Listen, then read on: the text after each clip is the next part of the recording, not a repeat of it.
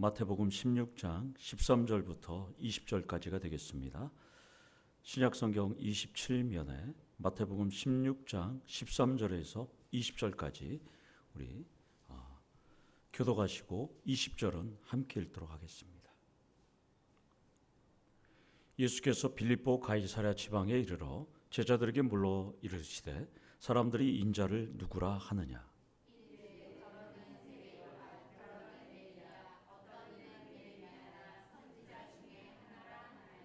이르시되 너희는 나를 누구라 하느냐.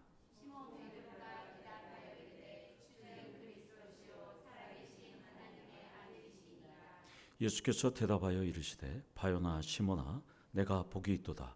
이를 내게 알게 한 이는 혈육이 아니요 하늘에 계신 내 아버지시니라.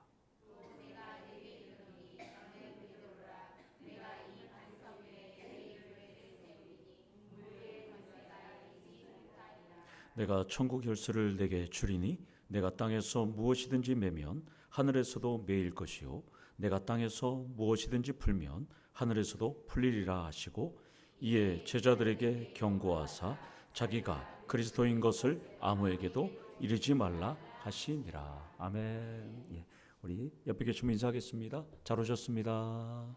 예, 사랑하고 축복합니다. 예, 사랑하고 축복합니다. 우리 권사님 기도 열심히 해주셨는데요. 저도 이제 여기 1년 되니까 이제 교회 사람들이 오면 저도 여러분들하고 똑같은 마음이에요. 올까 말까.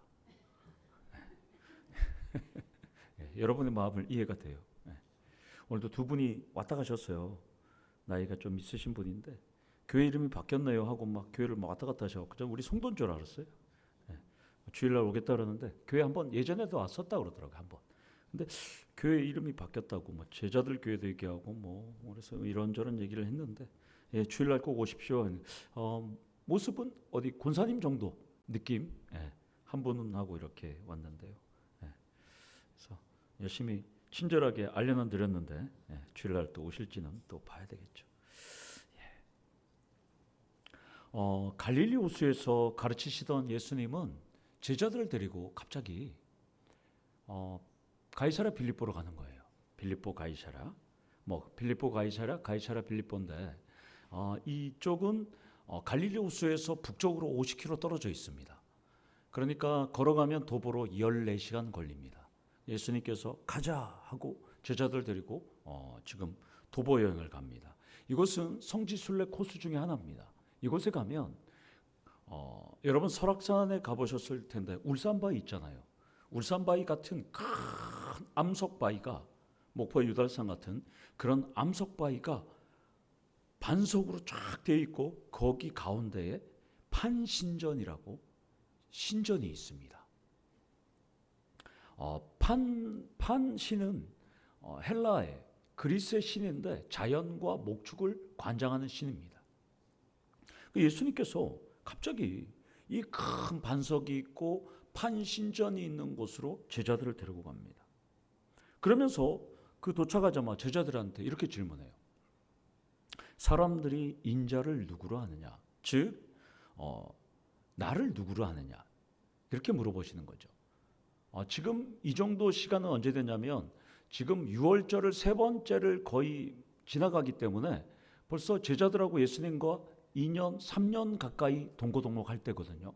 예수님께서 지금 학생들에게 중간고사를 치르는 느낌이에요.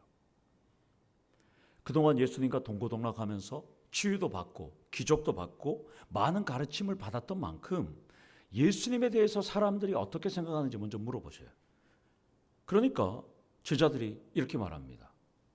사람들 사이에서 떠도는 말을 전하는 거예요. 자기들이 들었던 걸. 더러는 세례 요한, 더러는 엘리야, 어떤 이는 예레미야나 선지자 중에 하나입니다. 이렇게 대답합니다. 그러자 예수님께서 그래 그렇게 얘기하구나 다 들은 다음에 예수님께서 이제는 다시 질문합니다. 그러면 너희는 나를 누구로 하느냐? 이렇게 지금 제자들한테 질문합니다. 제자들이 설레하겠죠. 스승님이 오늘따라 왜 그럴까? 자신에 대해서 뭘 말할까? 이 제자들 침묵합니다. 이럴 때 나서야 할 사람 누구죠? 이럴 때 베드로가 나서야 됩니다. 왜냐하면 동생들이 형이 얘기해요. 맏형이 얘기해요. 이렇게 얘기합니다. 그런데 오늘따라 베드로 사도가 예수님의 정체성에 대해서 제대로 이야기해요. 실수하지 않고. 기독론의 절정, 그리스도와 하나님의 아들을 같이 연결시켜요. 예수님은 그리스도일 뿐만 아니라 하나님의 아들이라는 걸 고백해요. 멋진 고백을 합니다. 이방 신전이 바로 앞에 있고 반석이 있는 큰 울산바위 같은 어마어마한 바위가 있죠. 그 죄 있는 육신의 모양으로 예수님이 오셨잖아요. 로마서 8장처럼 예수님은 죄 있는 육신의 모양으로 오셨습니다. 죄는 없지만 육신의 모양이 우린 다 죄가 있잖아요. 죄 있는 육신의 모양으로 오신 그 예수님 앞에서 당신이 진정한 메시아고 당신이 하나님의 아들이라고 합니다. 여러분 한번 생각해 보세요.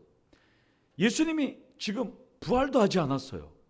근데 그분 앞에서 당신이 메시아고 당신이 하나님 아들이라는 고백을 해요.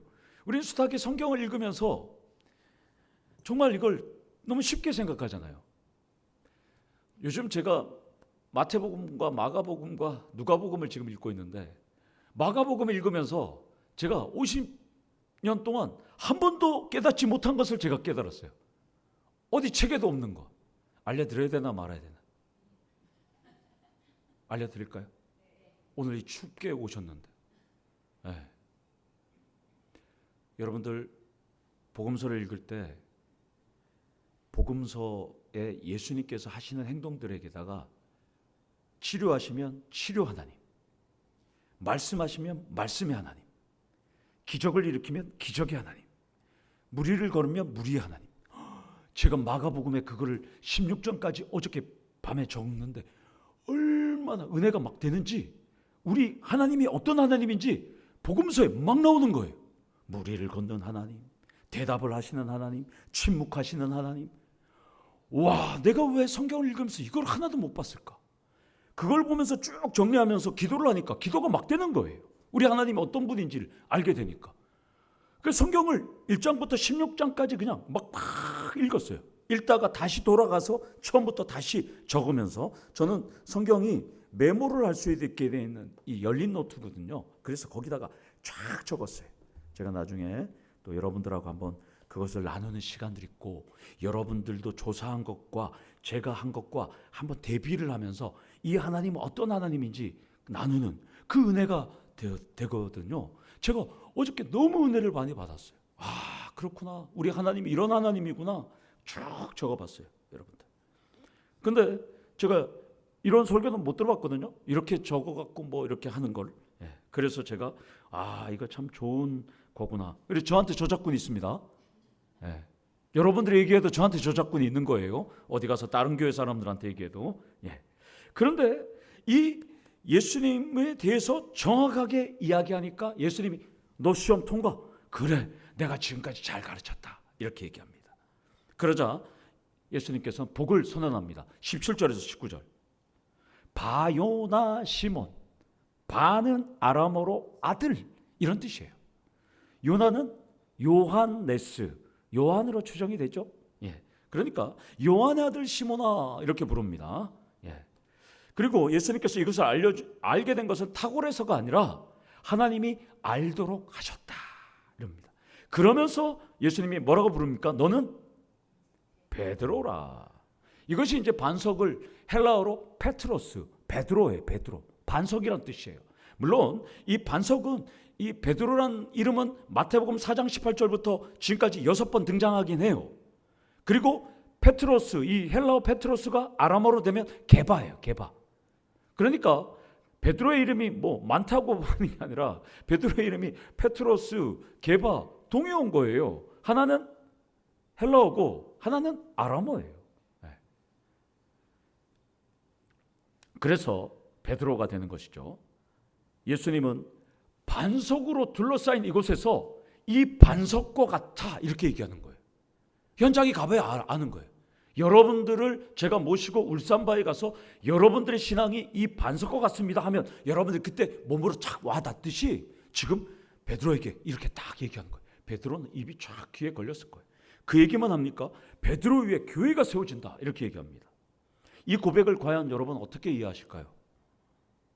로마 가톨릭 천주교 성당은 이래서 초대교황을 베드로라고, 본문이 교황의 기초가 되는 본문이라고 이렇게 얘기합니다. 그렇지는 않죠. 베드로가 교회의 기초가 되잖아요. 사도행전을 보면 베드로 사도가 교회의 첫 기초를 딱 씁니다. 베드로는 갈라디아서 2장 9절에 보면 예루살렘 공동체의 지도자였습니다. 전도자였고요.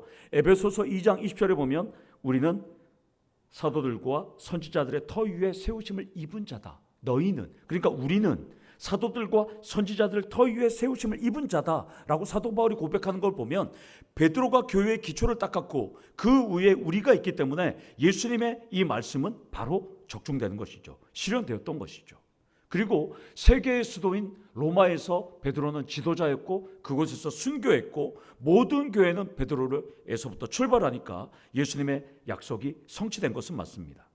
따라서 이 본문은 좀 오늘 중세를 살펴볼 텐데 교황이라는 제도를 말씀하지도 않았고 본문은 또한 베드로가 교황이 초대교황이 될 것이라고 말씀하지도 않았어요. 본문은 액면 그대로. 그래서 본문은 교황제의 근거가 아니라는 것입니다. 그리고 예수님은 베드로 사도의 고백에 대해서 음부의 권세가 이기지 못한다. 원어로 하데스의 문들, 즉 죽은 자가 거하는 곳이 이곳으로 너를 이기지 못한다 라고 지금 말씀하시면서 내가 천국 열쇠를 내게 주신다. 열쇠는 우리가 출입문을 통제하는 거잖아요. 그러니까 베드로 사도는 하나님 나라의 조력자가 될 것이다 이렇게 지금 말씀합니다. 그리고 끝으로 예수님이 더 축복하십니다. 내가 땅에서 무엇이든지 매면 하늘에서도 매일 것이요 내가 땅에서 무엇이든지 풀면 하늘에서 풀리리라. 매고 풀린다, 이것은 유대인들의 법적인 용어예요. 그러니까 죄가 용서해지고 또한 사랑을 받게 된다, 이런 의미가 되거든요. 따라서 여러분들도 베드로처럼 신앙 고백을 할 때 여러분들도 하늘나라의 조력자가 되고 여러분들의 기도로 땅에서도 매이면 하늘에서도 매이고 여러분들의 기도로 땅에서도 풀리면 하늘에서 풀리는 거죠. 예, 하늘에서 풀리면 또 땅에서도 풀리는 이런 역사가 베드로처럼, 여러분들도 베드로 신앙 고백 이상이에요. 여러분들은 베드로는 지금 이런 고백했지만 여러분들은 이거보다 더 뛰어난 고백을 하고 있잖아요. 그렇기 때문에 여러분들도 이 말씀이 무엇이든지 매면 하늘에서 매이고 땅에서도 무엇이든지 풀면 하늘에서도 풀리는 우리 성도님 되기를 간절히 축원합니다. 아멘. 예, 저는 PPT 좀 띄워주십시오.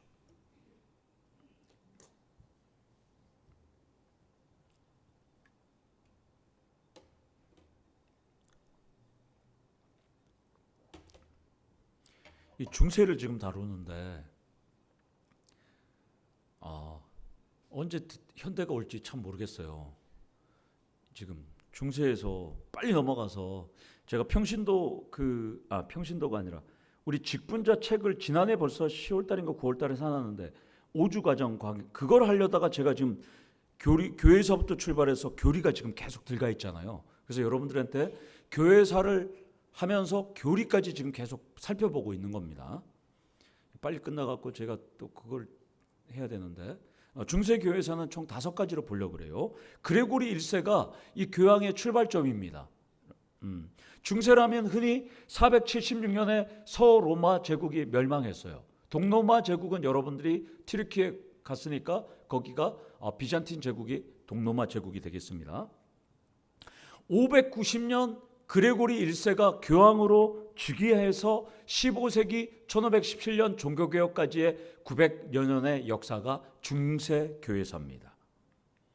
역사적인 배경을 잠깐 보면 크게 2가지만 볼 겁니다. 이슬람이 출현했고요. 이때 중세 때. 그리고 그러니까 이슬람이 우리보다 먼저가 아니에요. 예수님 오신 이후 700년 후에 이 마호메트라는 사람이 이 이슬람 성경의 것을 한 70% 뺏겨갖고 가갖고 이단을 만든 게 이슬람이에요. 그래서 이슬람 출현과 또한 이슬람 때문에 예루살렘이 점령당하니까 십자군이 또 시작하잖아요. 우리가 중세 영화를 잘 보잖아요. 그래서 십자군 전쟁을 조금 다루겠습니다. 그리고 중세의 교황권이 너무나 타락하니까 수돈 운동이 막 벌어져요. 색세를 떠나서 수도사들이 되고 경건과 거룩한 생활을 하게 되죠. 그리고 신성 로마 제국, 그러니까 서로마 제국이 무너지면서 이 야만족이라 불렀던 고투족이나 반달족이나 게르만 민족이 그 로마 제국이 멸망한 그 자리, 거의 프랑크 왕국, 프랑스와 로마, 이탈리아와 이 사이에 신성 로마 제국이 등장하죠. 이것도 잠깐 다루고요. 그 다음에 중세는 그러면 교리 전쟁은 없었냐? 교리 논쟁이 있었어요. 성령의 발출 문제. 성령은 성부에게서부터 나오느냐? 아니면 성부와 성자부터 함께 나오느냐? 이게 성령 발출 문제인데 이것 때문에 동방교회와 서방교회가 분열됐다고 계속 제가 말씀드렸죠. 그리고 단의론. 예수님은 하나의 인격, 사람의 인격에 의지만 있느냐? 신성의 의지가 있느냐? 또 우리의 기본 교리, 장로교의 기본 교리인 예정론에 대해서 잠깐 다루겠습니다. 예정론. 과연 하나님께서 예정론에 보면 이런 거 있죠. 여러분, 예정과 선택이 있잖아요. 우리 선생님들하고 저번에 그때 다룬 것 같은데. 여러분, 예정이 더 클까요? 선택이 더 클까요? 예정. 또 선택이 또 크시단 분 있어요? 예정 안에 선택이 있어요. 하나님께서 작정하신 예정 속에 거기에 선택이 있고요. 그 예정을 보면 그러면 아담이 타락하기 전에 선택했느냐? 아담이 타락한 후에 선택했느냐? 여러분 이런 거 들어보셨죠? 타락 전 예정론, 타락 전 선택설, 타락 후 예정론, 타락 후 예정설. 이거 동일한 얘기인데요. 정통 교단에서는 둘 다 인정합니다. 그러나 칼빈을 비롯하여 정통 교리는 둘 다 이단적인 교리가 아니에요. 어차피 선택을 했는데요. 하나님께서 그러면 창조전부터 선택과 유기, 구원할 사람은 선택했고 구원하지 않을 사람을 벌써 유기를 했느냐, 이런 문제가 들어가기 때문에 타락 전 선택설과 타락 후 선택설인데 둘 다 문제는 없습니다. 칼빈은 타락 후 선택설, 타락 후 예정론입니다. 이것도 잠깐 다루도록 하겠습니다. 이렇게 다루면 여러분들이 식상할까 봐 중세부터 한번 출발하면서 가보겠습니다. 지금 보이는 것이 모자이크예요. 모자이크. 대형 박물관 혹시 가보신 분 있나요? 저는 못 가봤어요. 대형 박물관에 가면 저게 있습니다. 뭘까요? 네? 모르죠. 네. 힌톤 세인트 메리 모자이크라는 겁니다. 영국 남부 도시 주에 힌톤 세인트 메리에서 발견된 모자이크예요. 가로 5.2m, 세로 4.6m. 이게 4세기에 제작된 것으로 추정돼요. 그런데 둥근 모자이크에 누구처럼 생긴 사람이 있어요? 예? 예수님입니다. 예수님. 그리고 여기 가운데 X자 같은 게 있잖아요. 그리고 P자 있잖아요. P. 이게 헬라어로 X가 헬라어로 키 이거거든요. 키. 그리스도의 약자예요. P가 저기서는 로예요. 로. 저게 영어로 번역되면서 저게 L로 번역이 되거든요. 알로 번역이 되죠. 그래서 그리스도의 약자 지금 저렇게 되어 있어요. 그래서 지금 4세기의 세계관을 여러분들이 보는 거예요. 영국에서 나온 그 세계관이 뭐냐? 모든 세계, 동그란 지구, 우주의 모든 중심은 누구예요? 예수님의 세계관을 지금 우리가 중세의 세계관을 볼 수가 있고요. 또한 하나는 하나님의 말씀이신 예수님이 우리를 다스린다는 세계관을 우리가 볼 수가 있습니다. 중세의 세계관입니다. 현존하는 가장 오래된 예수 그리스도의 그림입니다. 모자이크, 조각된 미술 작품이에요. 가장 오래된. 그래서 대형 박물관에 있고요. 여기 갔다 오신 분이 있을 겁니다. 저렇게 되어 있죠. 튀르키예 갔다 오신 분 여기 갔다 오셨을 텐데 연간 전 세계 관광객이 400만 명이 갑니다. 하기야 소피아 성당 이스탄불에 있는데 가보셨어요? 튀르키예 가신 분들 기억이 안 나세요?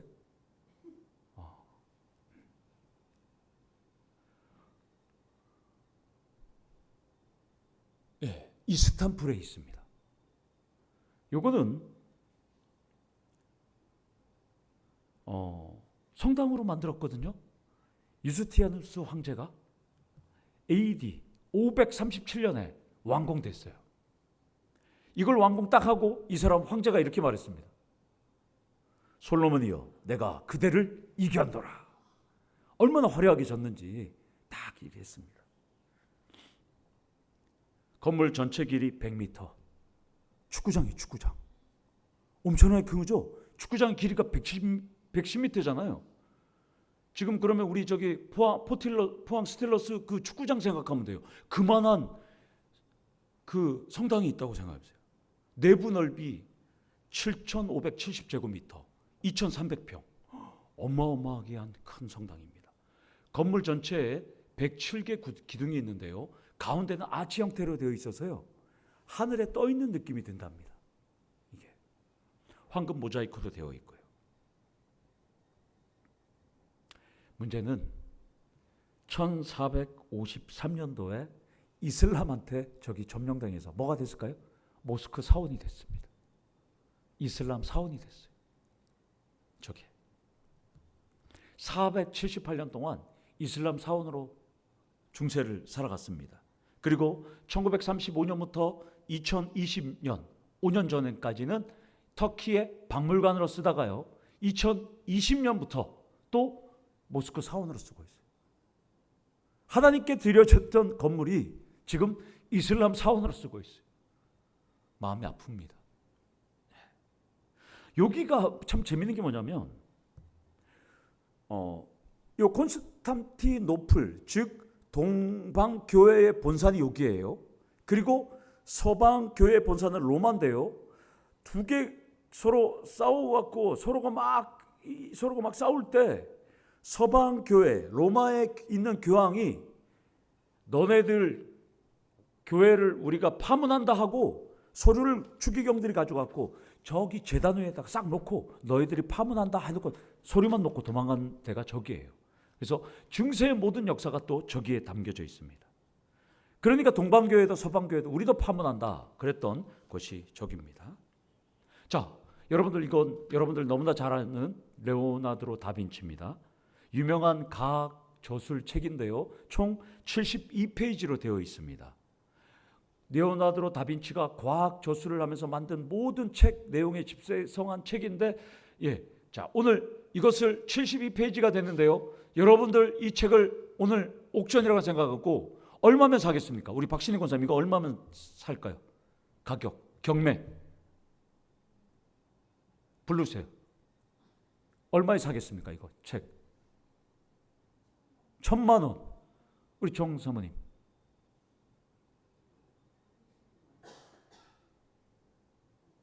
5천만 원. 우리 김선미 집사님은요? 7천만. 이경수 권사님 얼마나 부르실까요? 1억. 혹시 1억보다 더 부르실 분 있나요? 이영하 권사님 얼마 부르실까요? 1억 3천. 양선희 검사 집사님 확 한번 질러 보십시오. 얼마면 될까요, 이거? 예? 7억. 1억. 그럼 우리 이은실 집사님은 100억. 와, 100억 나왔습니다. 우리 이춘희 권사님은 얼마 정도? 50억. 김경호 집사님 얼마면 될까요, 이거? 10억. 100억 나왔는데 못 사는데. 안양 집사님 얼마면 될까요? 1,000억. 우와. 네. 저 정도는 되죠. 이걸 빌 게이츠가 샀습니다. 1994년에 3천만 불. 당시 326억. 너무 귀한 거죠. 이렇게 구입합니다, 여러분들. 이렇게 재미삼아, 여러분들 주무실까봐 재미삼아 이렇게 했습니다. 자, 전 세계에서 가장 빨리 성장하는 종교는 무엇일까요? 정현수 집사님. 신천지요? 그러게요. 오늘 그분들이 왔길래 신천지인가 그랬어요. 왜냐하면 뭐 오시겠지만 뭐 이렇게 그 마티즈 정현수 집사님 똑같은 차, 똑같은 색깔 마티즈가 저기 있다가 마티즈가 아니라 모닝 같은 거 모닝 그게 있다가 이 두 분이 이렇게 있다가 이렇게 내려오니까 이렇게 와서 태우고 갔어요. 아들인지 누군지는 모르겠지만 그래서 신천지인가 아닌가 막 그런 생각했는데, 물론 신천지가 지금 급수적으로 기하급수적으로 지금 성장하는 건 맞아요. 이거 꺼졌다. 신천지가 아닌가 봐요. 꺼졌어요. 예, 예, 예, 예. 미국 퓨 리서치 센터에서 연구했어요. 정답은 이슬람교. 2050년 유럽 전체 인구의 10%를 예상합니다.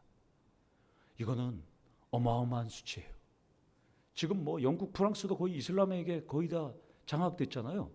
5%만 되면 국교가 되는 거예요, 거기에. 그래서 21세기 말에는 세계 최대의 종교로 이슬람을 지금 추정하고 있습니다. 결국 기독교와 대충돌이 예상이 됩니다. 우리는 아니더라도 예수님 오시지 않는다면 우리의 후손들은 이슬람과 어마어마한 충돌이 있을 겁니다, 여러분들. 그래서 우리는 긴장해야 되는 것이죠. 자, 중세를 이렇게 한 문장으로 정리하겠습니다. 중세는 476년 소로마 제국이 멸망한 다음에 590년 교황 그레고리 1세가 즉위한 이후부터 1517년 마르틴 루터의 종교개혁까지의 920년간의 역사가 중세 시대입니다.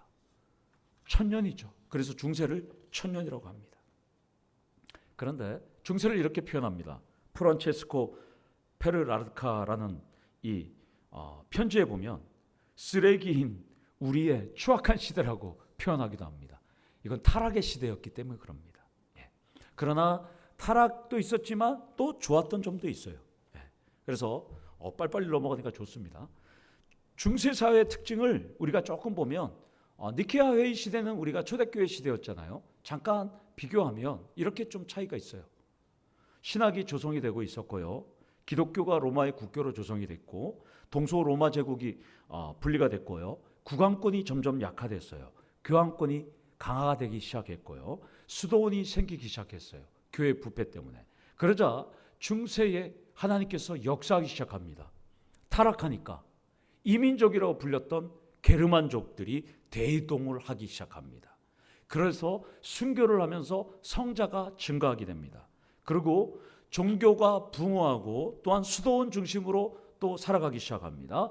유럽의 선교가 점점 발달하기 시작했고요. 교회와 신학이 논쟁이 일어났고요. 아까도 살펴봤듯이 역사의 중심이 이동합니다. 동방에서 서방으로 다시 이동합니다. 로마 교황이 이제 주인이 차지하게 되고요. 십자군 운동이 일어나고요. 그 다음에 르네상스 문예 부흥이 일어납니다.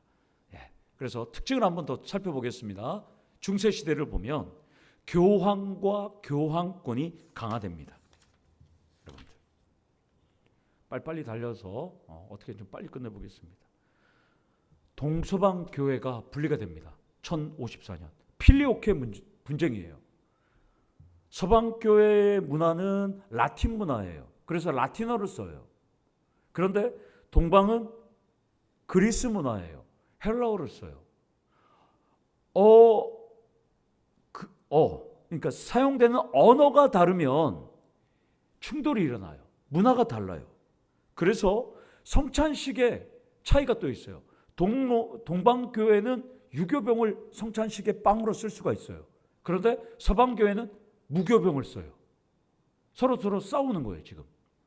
그리고 동방교회는 주교 이상 고위 성직자만 결혼을 금지했어요.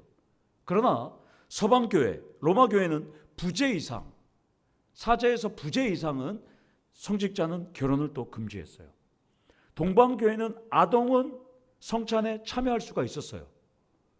그런데 서방교회는 아동은 또 세례에 참여할 수가 없었어요. 그리고 동방교회는 대표적인 차이예요. 빵을 포도주에 찍어서 세례할 때 줬어요, 입에. 근데 서방교회는 빵만 줬어요. 포도주 누가 먹어요? 사제가 다 먹었어요. 그거 먹고 그냥 알코올 중독자들이 되는 거예요. 그 중세 시대 나오면 중세에 나오는 그 사제들 보면 뭐 전부 이렇잖아요. 드릭 쪄갖고. 그리고 동방교회는 토요일 날 금식을 하지 않았습니다. 그런데 서방교회는 토요일 날 금식을 했습니다. 둘이 문화가 달라서 지금 너무 차이가 있는 거예요. 아니 그러니까 야 쟤네들은 왜 그래? 얘네들은 왜 그래? 서로 이제 서로 조금 불만을 하다가 빵 터진 게 이제 계기가 이 성령이 하나님으로부터 나오느냐 아들과 아버지로부터 같이 나오느냐 싸우다가 둘이 싸우기 시작한 거예요. 그래서 동방교회는 성령이 아버지로부터만 나온다. 서방교회는 아버지와 아들로부터 나온다. 그래서 두 교회가 싸우고 서로 1054년에 갈라진 거예요. 성령에 나오는 문제, 성경 발출 문제죠. 그것은 또 나중에 또 조금 더 세밀하게 살펴보겠습니다. 그래서 예루살렘이 점령당하니까 십자군 운동이 벌어집니다. 1096년부터 1270년. 저희 기독교가 이슬람한테 얼굴을 못 드는 유일한 아픔이 저 십자군이에요. 십자군. 저것 때문에 우리는 이슬람한테 큰 아픔을 줬어요. 너무 많이 죽였어요. 사실 강제로. 성지를 탈환하는 건 좋은 거지만 성지를 탈환한다는 면목으로 이슬람을 너무 잔인하게 많이 죽였어요. 그래서 우리 기독교의 가장 큰 치부가 십자군 전쟁 중에 하나예요. 유대인의 가장 큰 치부는 예수님을 죽인 거죠. 그럴 정도로 십자군 전쟁은 이슬람과 우리가 너무나 갈등하게 된 가장 큰 원인이기도 합니다. 이때 스콜라주의의 대표적인 사람이 어거스틴입니다. 지난주 살펴봤던 이 어거스틴이 플라톤의 영향을 받아서 이 스콜라 철학을 기독교 신앙의 중심 철학으로 뒀어요. 일반적인 철학 탐구의 인지와 인성과 이성을 통해서 그걸 갖고 성경적인 것을 풀어나갔어요. 성경이 곧 진리고 그 진리를 입증하려고 고대 헬라 철학을 갖고 변증법으로 사용했어요. 그래서 스콜라주의는 우리 기독교랑 때려야 뗄 수 없는 그런 관계라는 거 여러분들 잘 이해하셨으면 좋겠어요. 르네상스 휴머니즘, 지적 운동이에요. 이것이 뭐냐면 이 당시 중세에 요즘으로 따지면 이런 거예요. 하나님이 절대 주권을 인정하니까 이때 사람들이 반항하면서 이런 거예요. 인간의 잠재력도 좀 있다. 인간의 휴머니스트를 조금 강조하는 거예요. 그러나 우리는 저기 흔들리면 안 됩니다. 하나님이 전적인 주권을 인정해야 되거든요. 그걸 인정하다 보니까 자꾸 저런 사람들이 역발상으로 나오고요. 그 다음에 고대 헬라 철학이나 미술이나 이런 것들을 통해서 좀 더 접근하려고 성경만이 아니라 고대에 있는 철학이나 신학도 이것도 좋은 점이 있더라. 이렇게 지금 막 접근을 하는 겁니다. 그 다음에 종교개혁 이전에 개혁자들이 있었어요. 대표적인 분이 종교개혁 할아버지라고 불리는 존 위클리프라는 사람이 있었는데 이 사람은 성경에 최종적인 권위가 있다라고 신앙개혁을 주장했어요. 그리고 로마 교황은 적그리스도라고 비판했어요. 그러다가 이 사람한테 영향을 받기 시작해서 마틴 루터까지 개혁자들이 나가니까 교황이 이 사람이 죽은 다음에 뼈가 다 이제 살이 썩고 뼈가 된 거를 끄집어내서 그 뼈를 갖고 불태워 갖고 이 뼈를 갖고 강가에다가 그냥 뿌려버렸어요. 그럴 정도로 이때 종교개혁 시대 전에는 마녀 사냥이 있었어요. 그래서 존 후스라는 종교개혁자는 화형당해서 죽습니다. 아주 어려운 시점입니다. 이때. 그리고 이때 수돈 운동이 있었고요. 신비적인 운동들이 있었어요. 수도는 여러분들 수도원 좋아하시는데 수도원에 우리 대표적인 우리 수도원 나올 텐데 여러분들 그 수도원에 하루 일과를 제가 알려드릴 테니까 여러분들 수도원 좋아하시는 분들은 이렇게 하시면 참 좋아요. 자, 수도원이 어떻게 하루 일과를 했는지 제가 이 수도원을 한번 이야기 드릴게요. 새벽 2시에 기상합니다. 그리고 5시까지 예배 드리고 개인 묵상을 합니다. 3시간. 그리고 5시부터 9시까지 4시간을 공부합니다. 그리고 9시부터 밥도 안 먹고 9시부터 12시까지 밭에서 경작 활동합니다. 그리고 12시부터 1시까지 식사합니다. 요때. 그리고 식사 후에 1시간 요때 휴식합니다.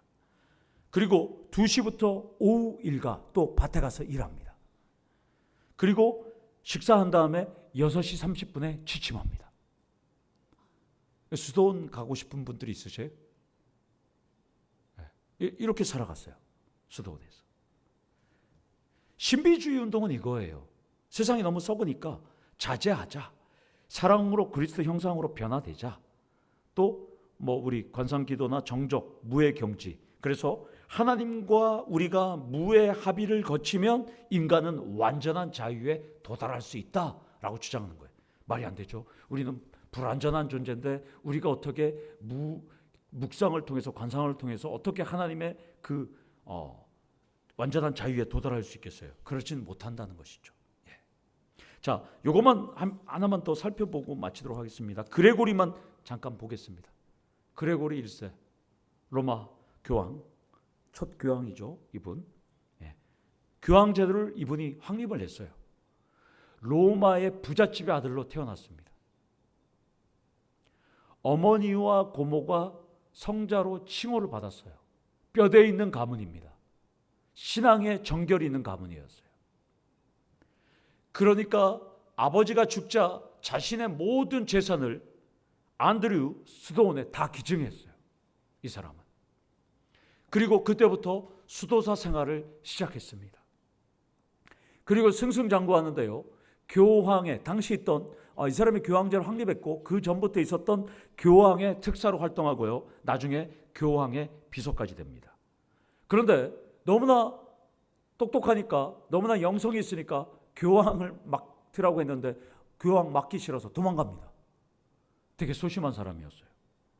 그리고 590년에 드디어 교황에 취임하게 됩니다. 마지막 교부라고 불리기도 합니다. 이 사람이 했던 일들을 보면 교직 매매, 그러니까 성직을 막 매매를 했어요. 너 사죄해, 돈 받고 막 성직을 매매하고, 그 다음에 교직자가 똑바로 살지 않으니까 결혼을 이 사람이 금지시킵니다. 영성을 중요하게 생각하죠. 그리고 교회의 중요 직위에 사제들은 다 썩었어. 수도원에서 수도사 경건 생활하는 사람들이 아주 잘해. 그래서 그 사람들을 수도사를 막 채용하기 시작합니다. 그리고 로마에 교황으로 있을 때 롬바르트족이라는 이민족이 쳐들어와요. 이때 이 사람이 교황이 나가서 이 사람한테 로마를 방어합니다. 로마를 약탈해도 좋다. 좋은데 사람들은 죽이지 마라. 그리고 로마를 멸망시키지 마라. 이렇게 해서 이 사람이 합의를 해요. 중재를 해요. 그러니까 롬바르트족 알았어. 우리가 가져갈 것만 가져갈게. 이렇게 해서 로마를 보호하게 됩니다. 그리고 영국에 어거스틴이라는 사람을 선교사로 파송하게 됩니다. 예배 순서, 오늘날의 예배 순서, 성당에서 쓰는 예배 순서를 이 사람이 제정을 했어요. 그리고 교회 음악의 혁혁한 발전을 이루기도 합니다. 나쁜 점은 이 사람이 연옥서를 만들었어요. 다시 한번 설명하면 연옥이 뭐죠? 예, 천국과 지옥 사이에 연옥이 있어요. 그 연옥에 갔는데 약간 예수 믿지 않고 그래도 착하긴 살았지만 예수를 믿지 않으니까 지옥엔 갈 수는 없는데 착하니까 연옥에 있는데 그 사람을 살아있는 사람이 돈을 내거나 교회에 열심히 봉사하면 그 사람이 어디로 간다고요? 천국에 간다는 것을 이 그레고리 1세가 연옥서를 주장하는 거예요. 그리고 성모 마리아에게 예배를 드리고 성자 예배, 예수님에 대한 예배를 따로 드리는 이것을 주장하게 됩니다. 그리고 이 사람은 또 좋은 점은 있어요.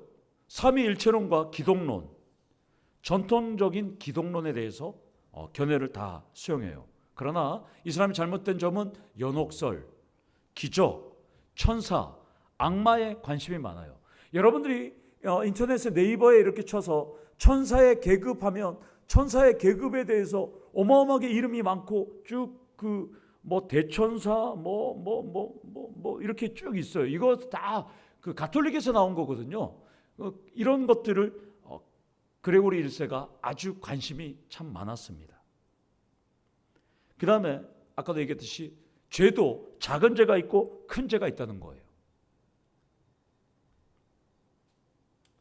성만찬이 죽은 자에도 효력이 있다고 봐요. 아주 이상한 사람이에요. 그리고 원죄는 세례시에 사해지고요, 평상시 짓는 죄는 화채설, 예수님의 살과 피로 변한 이걸 먹으면 죄가 사해진다는 거예요. 이상한 사람이죠. 그래서 세례 후에 지은 죄는 금전과 선행으로 모든 것이 해결할 수 있다라고 주장합니다. 이렇게 로마의 교황이 이제 모든 것을 다 움켜쥐는 시대가 될 때 하나님은 너희들 정신 차려. 이슬람이 오게 되는 거예요. 이슬람이 이렇게. 이게 안 뜨네. 네. 이슬람을 상징하는, 다음 주 살펴볼 텐데요, 우리가 정신 못 차리고 딴 생각하면 하나님은 반드시 이렇게 우리에게 올무와 가시로 우리에게 주신다는 거예요. 그래서 이슬람이 오니까 지금 우리가 얼마나 정신 차리고 있어요. 아니면 계속 타락하고 또한 계속 로마 교황이 이 세상을 계속 통치했을지 몰라요. 그러나 하나님께서는 그렇게 이 세상을 놔두지 않아요. 우리가 정신 차리게 만드는 것이죠. 그래서 결국 이슬람이 570년, 그러니까 6세기, 7세기에 거의 전성기를 맞이해서 이 땅을 지금 세계적으로 엄청나게 강하게 지금 전파되고 있다는 거 여러분들 꼭 기억하시면서, 오늘 여기에서 하나 주제를 나눌 것은, 우리가 변질되고 우리가 다른 삶을 살아갈 때 하나님께서는 우리가 깨달을 수 있도록 또 깨달음을 주신다는 거예요. 그렇기 때문에 늘 긴장하시면서, 신앙생활은 연단과 시험과 고난이 끊이지 않는다는 것을 늘 기억하시면서 그 긴장 있는 삶을 살아가시는 우리 성도들 되기를 간절히 축원합니다. 우리 다 같이 기도하시겠습니다. 하나님 아버지, 우리도 긴장의 끈을 놓치지 않고 주님께서 세워주신 우리 교회를 위하여, 또한 우리 성도님들을 위하여 돌아보고 하나님 영광을 위하여, 먼저 그의 나라와 이를 위하여 우리의 모든 것을 바칠 수 있는 우리 성도님들 될 수 있도록 하나님 우리를 붙들어 주시고, 특별히 비도 오고 눈도 오고 또한 많이 추운 가운데 우리 성도님들 오고 가는 길 지켜주시고, 삶의 모든 자리에서 우리 하나님 형통한 삶이 될 수 있도록 요셉처럼 우리 하나님 하루아침에 역전의 삶으로 인도하여 주시옵소서. 예수님의 이름으로 기도드리옵나이다. 아멘.